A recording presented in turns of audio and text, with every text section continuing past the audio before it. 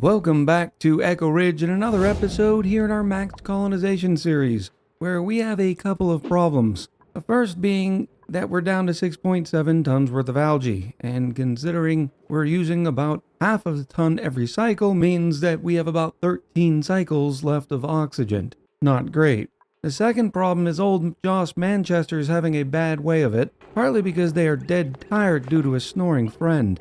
I didn't realize that we had even printed a snoring buddy, but it looks like it would be Glenn Sullivan. Where are you, Glenn? But when I go over to Glenn Sullivan's trades, I don't see anything that tells me that they'd be snoring. The only other person it could be is Andy, but Andy is way over here, and Josh sleeps over here. Yeah, and Andy doesn't snore either. So I'm gonna wait till their bedtime and see what's going on. Josh is also taking a little bit of extra stress compared to everybody else because they do all of our digging, which means they've been in this chlorine gas a lot more. We have a couple of goals today. The first one being, well, making a SPOM. I'm trying to decide if I'm going to build a half SPOM or a full SPOM. A half SPOM would give us enough oxygen for about 16 duplicates. And then I could challenge myself and make sure that, well, we don't get to print any more duplicates until we get our rusty deoxidizer and Jabo system going. But even if I had 10 Jabos,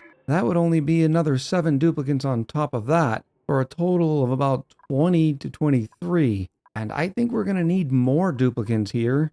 Well, maybe not in the long term, but this was definitely going to be the base of operations for our entire Max Colonization series. Plus, I have the limitation of only having about 15 cycles worth of oxygen left, so a shorter build time would make sense, so we'll do the half SPOM. Josh is up to 70% stress. Why aren't you going to eat? It's literally your bedtime and you haven't even eaten yet. They have a full bladder, they're starving, they have major eye irritation, they're sopping wet, and they have yucky lungs. And here it is, Josh is almost done with their sleep time, and they're just getting finished using the potty. So maybe the snoring friend was in the next shift when they finally got to go to sleep?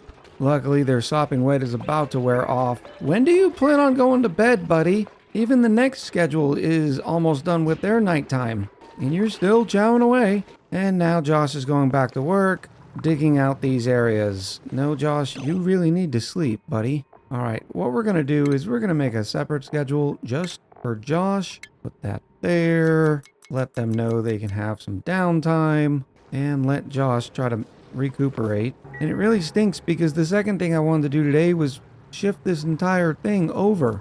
I didn't catch it until I was editing, but yeah, these walls need to be lined up.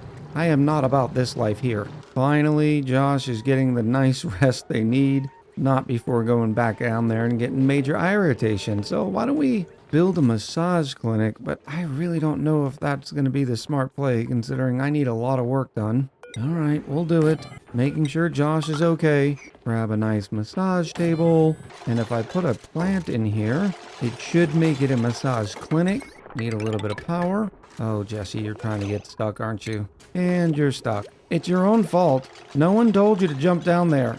Of all the shale on the colony. And there we go, a massage clinic, which will help increase the efficiency of the massage table. And so whenever a duplicate stress reaches 50%, they'll get an errand to come here, which, as you can see, is Josh's next trip. So that's going to slow us down a little bit, but at least it prevents us from stressing out. And then I'll also put Josh back on their real schedule. Well, at least somebody's having a good time. Jesse's sticker bombing the entire area. It's all because of this sopping wet mess. But I might as well do this while I have the duplicate labor until Josh gets back to work.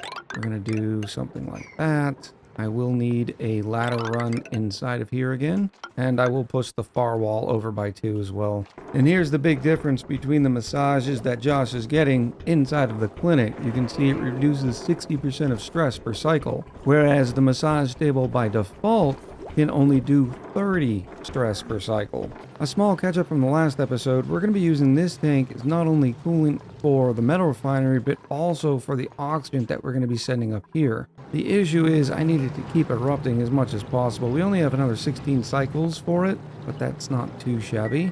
I suppose there's no time like the present to start the SPOM. Actually, I wanted to put the SPOM here, but these cables and light fixtures are in the way. And old Josh, since he's taking so many breaks, is still 2100 experience till their next skill point. Josh, you're holding up the entire colony, buddy. I will set the massage clinic down to 25% when their stress ends. 25% is not bad at all, and as long as they maintain a less than stressful life, that number will continue to go down. This might be the first colony that, at a relatively early cycle count, we are forced to find alternative means of oxygen. This is our algae display. As you can see, there's very little bits over here, in this corner, and then some down here.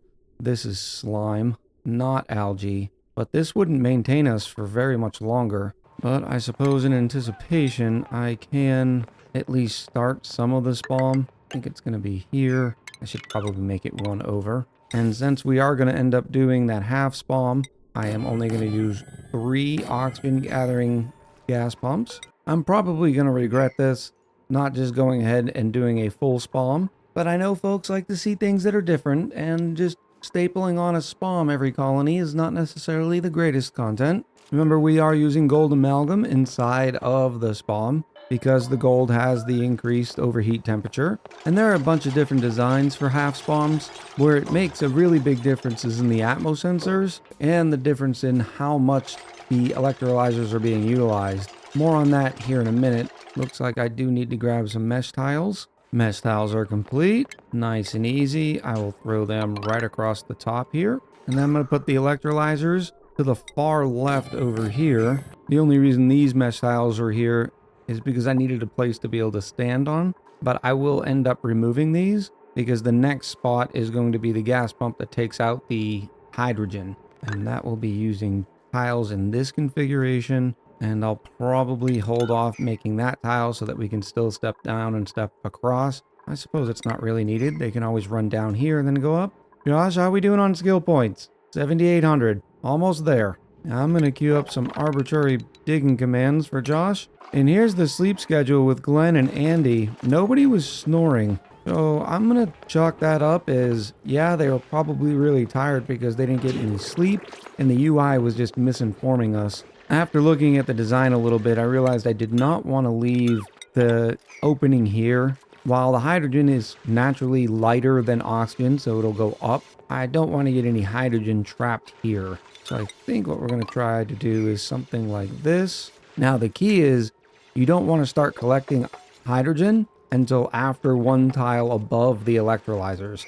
So we'll be collecting hydrogen here, which means I'm going to put the pump here, and then we'll need an atmo sensor that lets us know when we can pump hydrogen and when we can pump oxygen. And those will go right there. After looking at my build, I decided to add a 4th gas pump, and there's a couple of reasons why. With 2 electrolyzers, and keeping in mind that each electrolyzer can produce 888 grams per second worth of oxygen for a total of 1776 grams of oxygen per second with the 2 electrolyzers, and keeping in mind that each gas pump can only pump out 500 grams per second, I'm going with the 4 gas pumps. That way I can get the full 17 duplicants worth of air.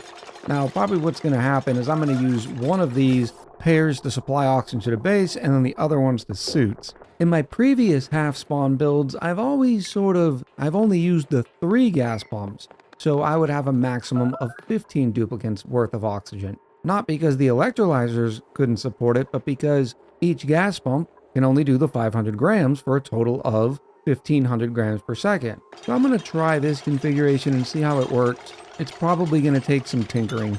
And now that I'm looking at it with the offset SPOM with the electrolyzers to the one side, I'm not sure if I would get as much of a throughput in here that we would want. So I think I'm going to redo this top side too. Next pod up came up with a few different duplicants. I kind of like to see doing some decorating, and they can also do supplying when they're not doing that. Unfortunately, I really can't take another duplicant right now with our O2 supplies being the way they are. Yeah, we'll probably have the SPOM online soon, but I'd rather not take any chances. It'd be quite embarrassing if I ended up destroying the base several episodes into a maximum colonization series. Okay, after a couple of different design changes, this is what we've come up with. It's going to be using the same principles as the regular SPOM, except in this cute little bite-sized package. Another thing I wanted to do in the background while the duplicants are working on this, update the insulated tiles around the volcano. I had mistakenly used shale, which sounds like it would be okay, except it has a melting point of 826. Now, it would take an awfully long time for these insulated tiles to absorb that much temperature, hence the reason they're insulated, but I don't want to take any chances, especially considering I have no idea what happens when the big asteroid hits with me sealing them in. So, at a preponderance of caution, I'm going to switch over to using obsidian, and I'm even going to make it a little bit taller, because I'm thinking this is the area that the game is going to clear out. I've seen the demo layer hit, and even for vents and geysers you have not exposed, for instance this one, it will straight clear out a certain amount of tiles, and I just want to make sure my insulated tiles aren't in the way of that. We'll be learning more about that here in 130 cycles. I'm glad I caught it before we ended up demolishing this table, but you can inspect it and get a free data bank. I don't know where the data bank was hiding, maybe under the fruit bowl. We're so close. Josh only needs 233 more experience to leveling up,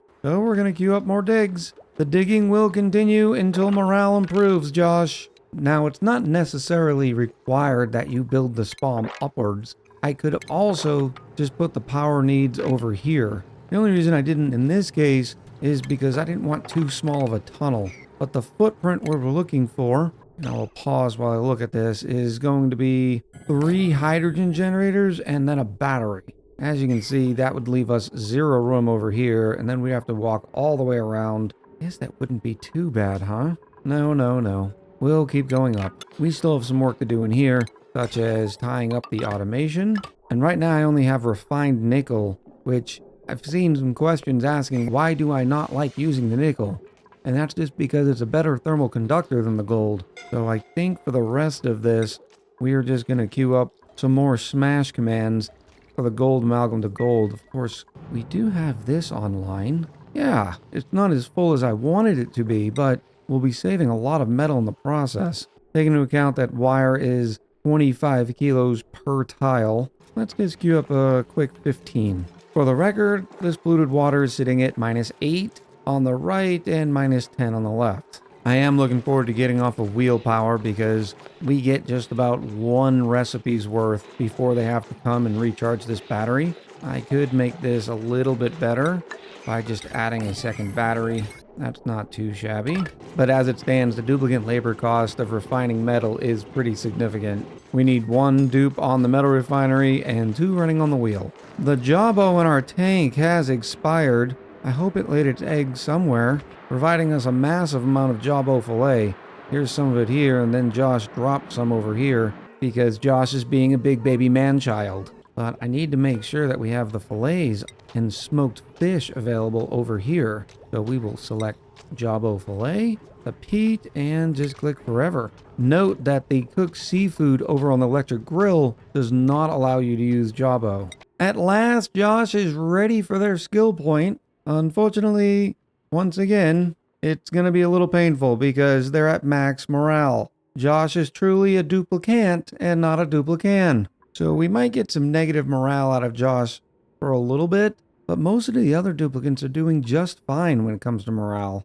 So it must have just been what Josh ate, but they're getting the downtime bonus of 1, barracks 1, latrine +1, and then +6 for the skill points. Where if we click on Fallout Stan, you can see they're also getting the +6 to the Great Hall. Maybe Josh is skipping meals because they're too busy digging out these 2 tiles for the past 3 cycles. We have a knit larva sitting in our ration box area, which is not by design. I'm guessing a knit just flew by and dropped its egg off. But knit larvas have to go into the water, and then once they grow up, then they can fly away.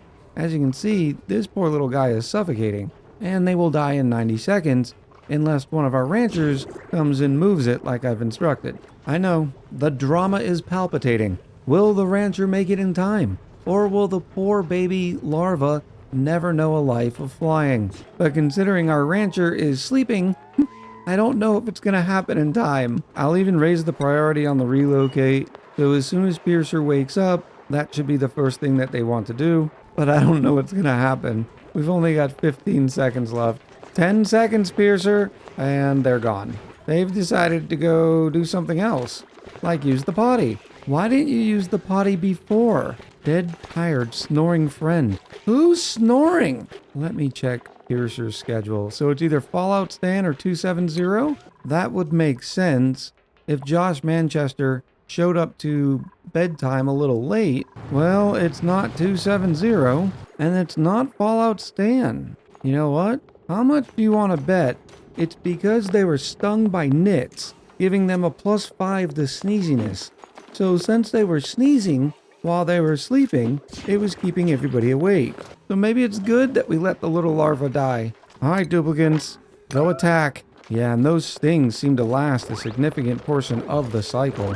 Oh, there's another nit egg. Let me at least relocate it inside the tank so I don't completely eradicate the species. Oh, there's another one. Our last batch of gold is coming up. There we go, 1.5 tons. That'll be good to get those dupes off the wheels for a little bit. And as the coolant is emptying, notice that it only took about 6 degrees off the total temp of the coolant. And we can see that by highlighting over the recipe. For gold specifically, it says this will raise the temperature of the contained polluted water by 6.3 degrees. Something like iron, though, it's 32 degrees. But even with just 15 batches of raising the coolant by 6 degrees, we're up to about -3, -4 on the right side and -9.5 on the left side. So something to keep in mind when you are working with metal refineries in the early game. With the table and chairs and light fixtures out of the way, we're ready to continue our build of the SPOM. This is going to be a giant mess for a little while, but it's going to be fine. I will also start putting in its coolant. We are going to be using metal tiles again. Oh no. If I make this amount metal tiles, that is 32, which would require 3.2 tons. So let me queue up another 35 gold. This is going to take a minute. Needed a little bit of extra because we have to put the smart battery in here. We'll put it made out of gold, of course, right there. Put one hydrogen generator there, a row of tiles, and then another 2 hydrogen generators up top. Oh, these are made out of nickel. They're supposed to be gold. We'll change that material to gold. There we go. And because we don't have as many electrolyzers and gas pumps in a full SPOM, we don't have to use a power transformer because all of this does not equal 2,000 watts. So we'll take our conductive wire here and then just hook everything up. Next up, we need the gas pipes. We put some standard pipes in coming out of the SPOM, and I've realized I don't have radiant gas pipes yet. So back to the research table where I'm going to want both radiant liquid pipes and radiant gas pipes. Our pod here at cycle 75 has revealed a pip. I'm definitely going to grab the pip, if for nothing else, but to get us a nature reserve when the time comes. That's a great find.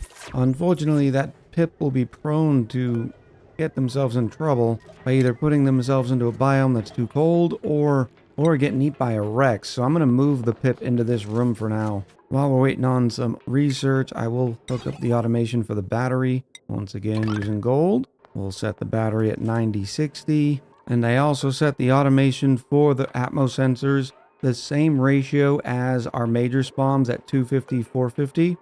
This may take a little bit of adjustment. Those numbers are sort of dialed in for having 4 electrolyzers to 6 gas oxygen pumps and 1 hydrogen pump. Well, we only have half the electrolyzers and 2/3 of the gas pumps. So I suspect we might have to lower the oxygen. That way we're not drawing too much, thinning out the oxygen too much, allowing the hydrogen to drop. Suppose I can also start installing the hydrogen line here. Correctly placed bridge right there. And we're going to go up and over and then do the same thing for these. Actually, I want to add a little bit more storage. I think I'm going to do something like this. And that should also help keep that area nice and cool. Well, not cool, but at least under the maximum overheat temperature of a gold hydrogen generator, which will be 125 degrees. Our radiant gas pipes are ready. So we're going to grab some more gold amalgam. And then I'm just going to run them through where our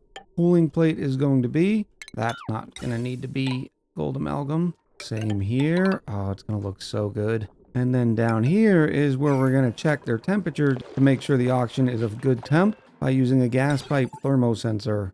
Grab a pair of gold thermosensors and put them right there. And then I need to put in the radiant liquid pipes for this area. It's not going to take too much. So I'm just going to send a pair of pipes through the middle and then have it be insulated on this side until it gets to this tank. And then I'm going to want to move some of this around because I want the coolant that's going to be coming through here to get as much chill as possible.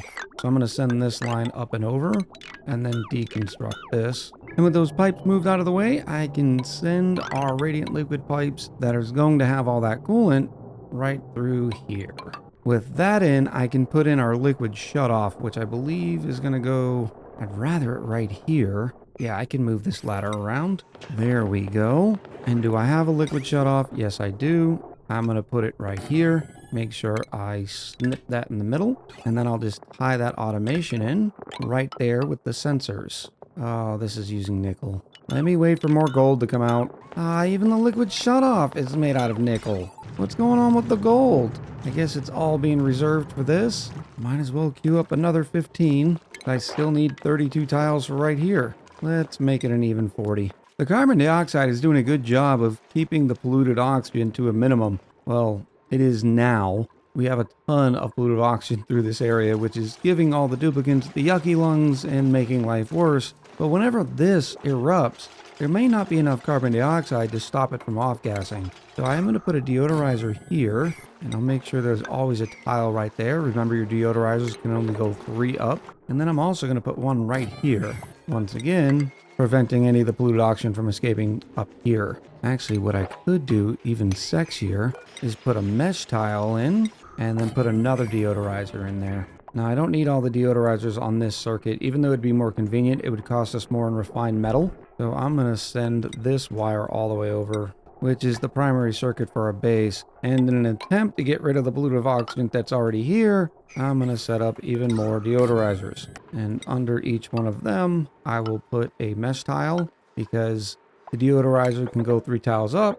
Well, it can also go 3 tiles down. So this formation here will get rid of all the polluted oxygen on these levels and turn it into nice clean oxygen, which is especially helpful considering we're down to 4.6 tons. We still have a little bit of work to go, but we should be able to be finished in time, but we are definitely cutting it close. I mean, I don't even have a water sieve in yet, so I will plan to have one sitting right there, which is good because this little guy will end up, oh no, he'll lay a baby, then start attacking people there. I was going to say the poke shell would end up eating the polluted dirt coming out of there. Let's move this poke shell again, shall we? We'll relocate him up here to this nice clean tank.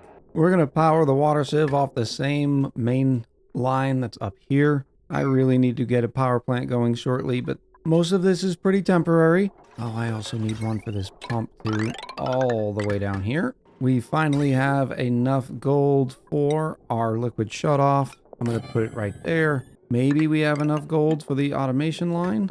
Yes, we'll be fine there. And then I just have to wait for enough gold in order to put the cooling in. Right now, it's not too bad. I could just send this oxygen right up.